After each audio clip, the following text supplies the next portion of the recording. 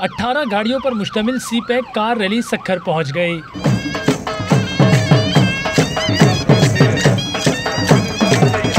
इससे पहले car rally का सिंध पहुंचने पर घोटकी में खैर मकदम किया गया।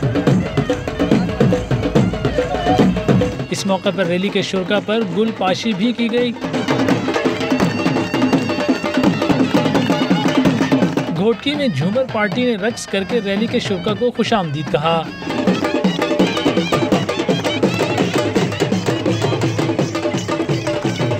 कार रैली के शुरका भी झूमर पार्टी के साथ रक्स करते नजर आए।